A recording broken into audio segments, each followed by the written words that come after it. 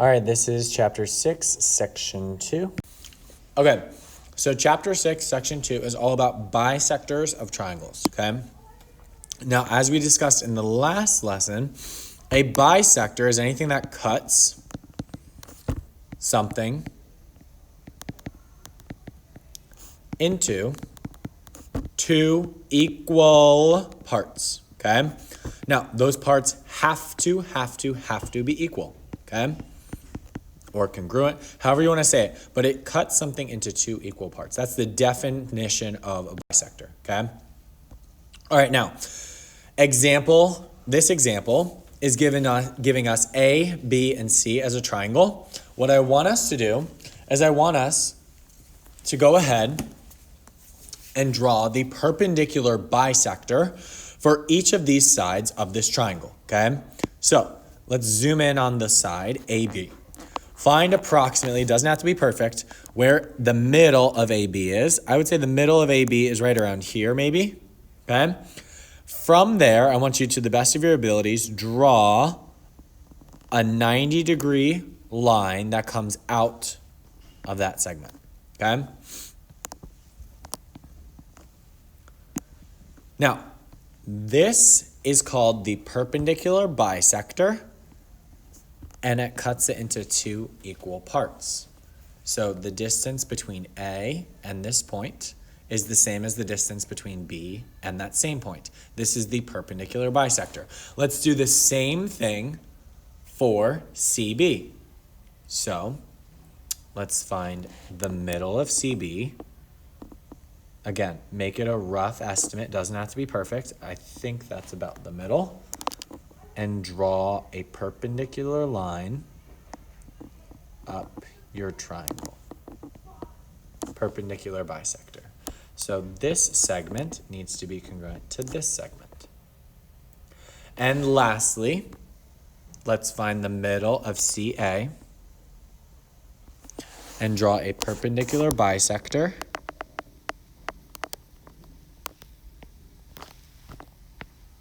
And if we did a fairly good job, you'll notice that all three of those lines intersect at the same point, okay? We call this point the circumcenter.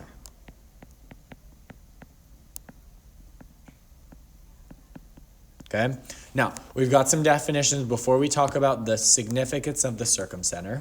But what the circumcenter is it's just where all three of the perpendicular bisectors to each of the sides of a triangle, it's where they meet, okay?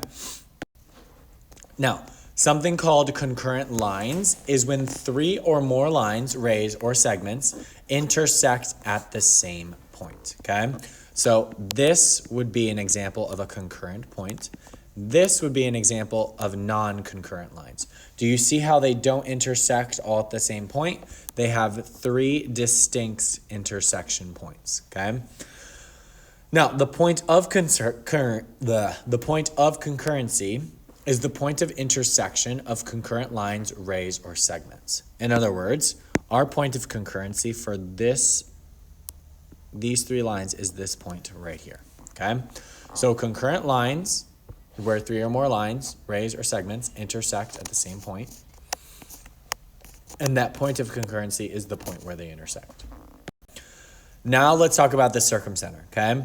So the circumcenter of a triangle is equidistant from the vertexes or vertices of the triangle, okay? Equidistant, okay? So if we draw a line from P, which is our circumcenter, to B, that distance is going to be the same as the distance between P and C, which is also the same as the distance between P and A, okay? PD is equal to PE. PD, PE, and PF are perpendicular bisectors. Those are your blue lines that you see, okay? Perpendicular bisectors, so they cut these sides in half.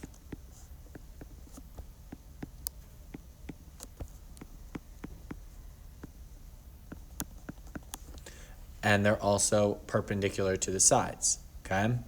So those are each perpendicular bisectors. Where they meet means that PA is equal to PB, which is equal to PC. Okay. Now, the circumcenter can lie in 3 distinct points. If it's an acute triangle, the circumcenter will lie inside the triangle. If it's a right triangle, the circumcenter will lie on the triangle. And if it's an obtuse triangle, the circumcenter, point P, will lie outside the triangle, okay? And that circumcenter, okay, if you draw a circle with its center at the circumcenter, that is going to circumscribe the triangle, okay? It's going to include the entire triangle and touch each of the vertices with the circumference of the circle, okay? Notice how the entire triangle is contained in that circle, okay? That circle, it has a center of P, which is your circumcenter, okay? That is the main takeaway from this, okay? All right, example 1. It says, find the coordinates of the circumcenter of ABC with vertices A at 0, 3, B at 0, -1, and C at 6, -1, okay? So, A is at 0, 3. Let's put a dot there. Call it A. That's 0, 3. B is at 0, -1. 0, -1. We're going to call that point B. And point C is at 6, -1. So at 6, down 1. This is 6, -1. This is point C. And then we just connect our lines.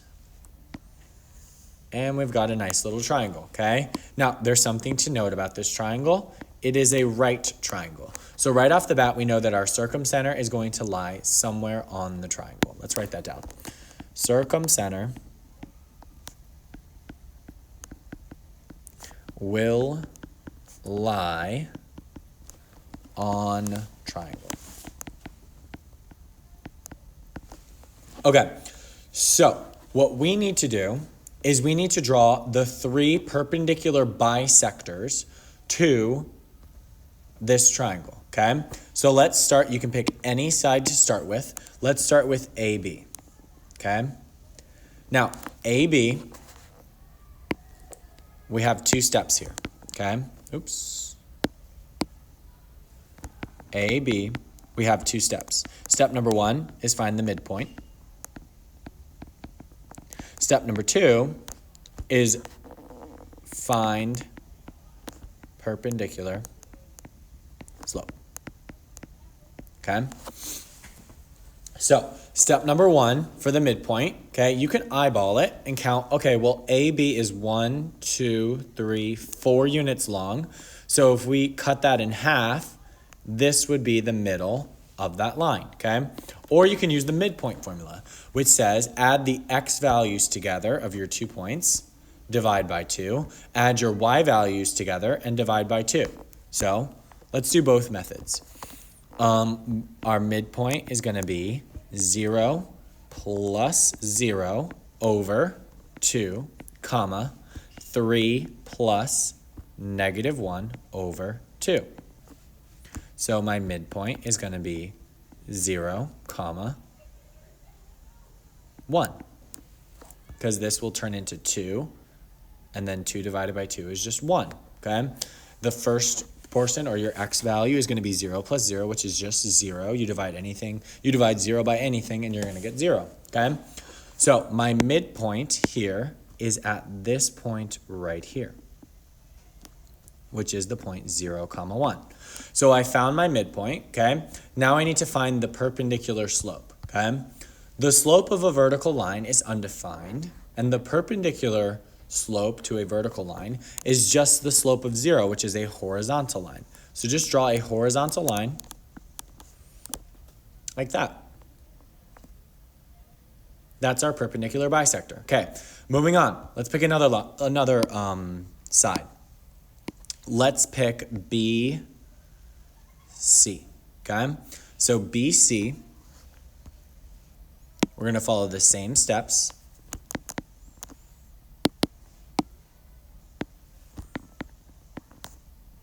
We're going to first find the midpoint, and second, we're going to find the perpendicular slope, okay? So the midpoint between B and C, you can just also count it. You're going to get that it is at 3, -1, but let's just do it for fun, okay? Let's plug it into our formula. Our midpoint is going to be 0 plus 6 divided by 2, comma, -1 plus -1 divided by 2. So what we're going to get is we're going to get 0, comma 6, which is 6, divided by 2, which is 3, comma, -1 plus -1 is -2, divided by 2 is going to give us -1. So our point is 3, comma, -1. That's exactly what we said it would be in the beginning. Now, to be a perpendicular bisector, not only do you have to be at the midpoint, but you also have to cut it at 90 degrees. So we just draw a vertical line up, and that's our perpendicular bisector. Now, we could be done and call it quits because we know our third perpendicular bisector has to also intersect at this point. But just so we're on the ball, okay, let's go ahead and highlight our last side, which is AC, and find the midpoint of it, okay? AC's midpoint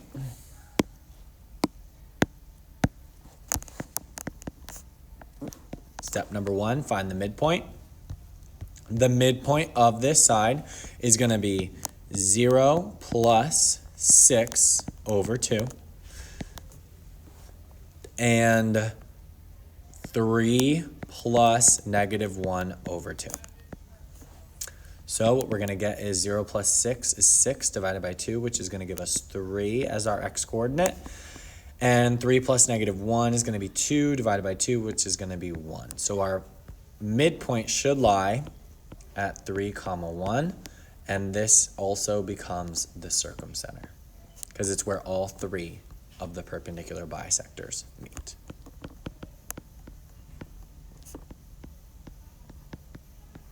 Okay? All right. Moving on. Vertex. So, example 2, it says a carnival operator wants to locate a food stand so that is the same distance from the carousel, the Ferris wheel, and the bumper cars. Find the location of the food stand, okay? Super easy. Well, the only way that you're going to be the same distance from each of the vertices of a triangle is by being in the circumcenter.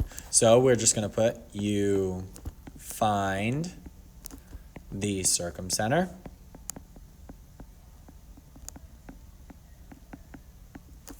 And put the food stand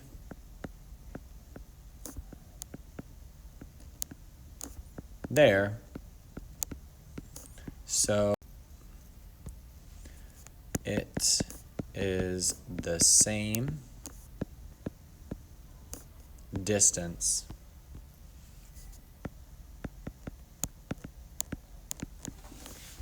from each.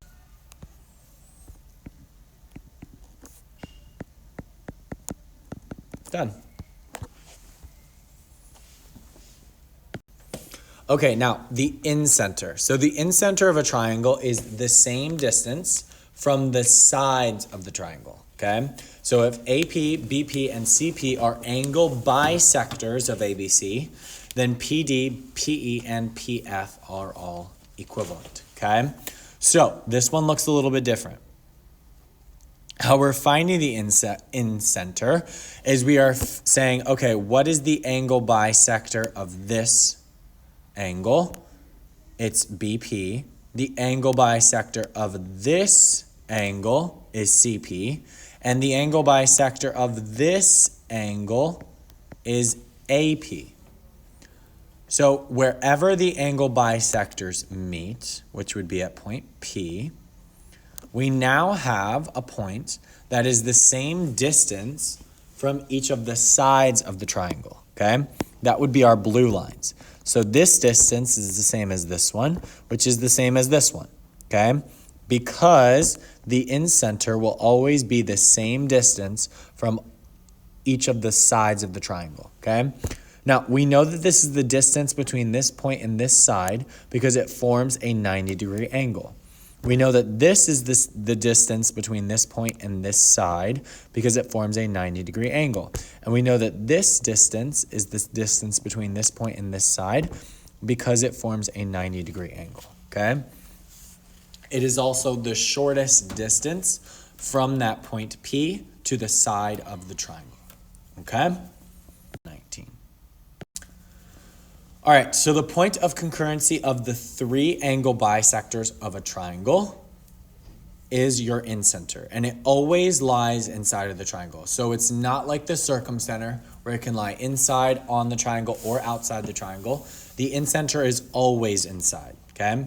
Now, if you were to draw a circle around your incenter, it would lie completely inside the triangle.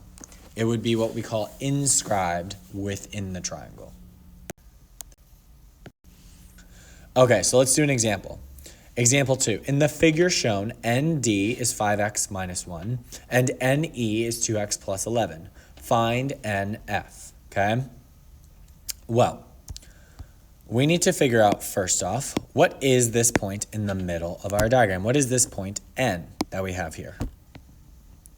Well, it's where each of the angle bisectors meet. Because notice, CN is an angle bisector. See how both angles on both sides are congruent. BN is an angle bisector. And AN is also an angle bisector. So this point N is what we call our incenter. Okay? And if it's our incenter, then we know the distance between that point and the sides of the triangle are all equivalent. So all three of those are the same length. Now, it did tell us that ND, well, from here, we know that ND, just like we said, is equal to NE, which is also equal to NF, okay?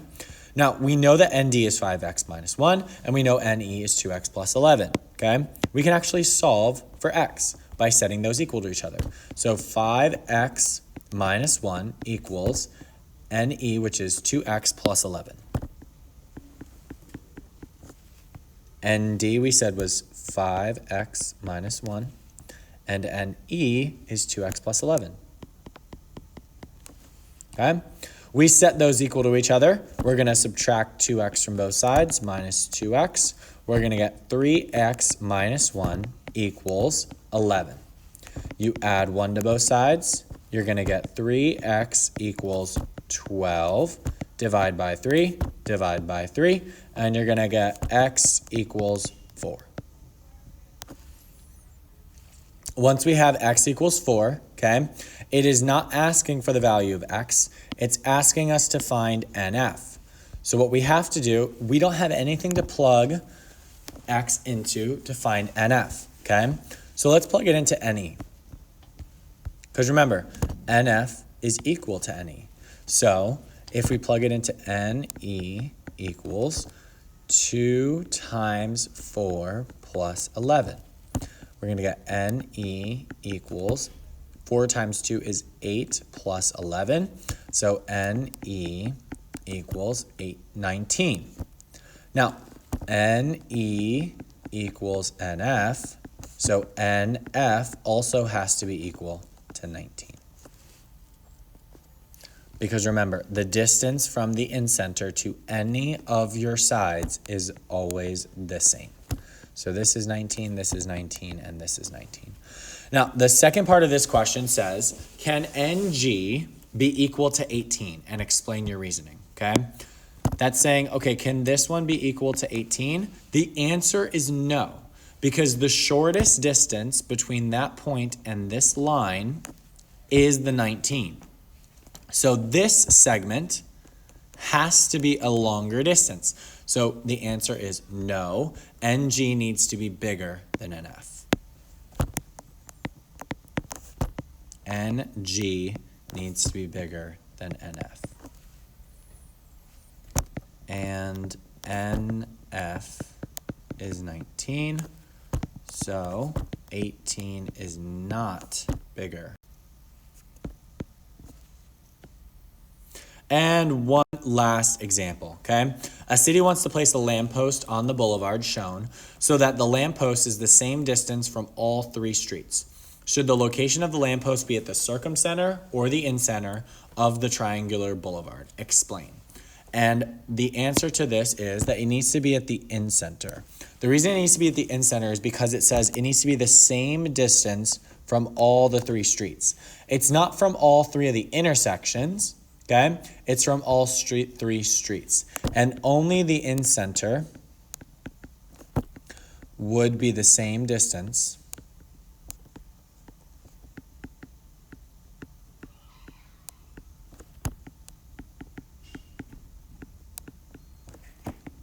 from all three streets.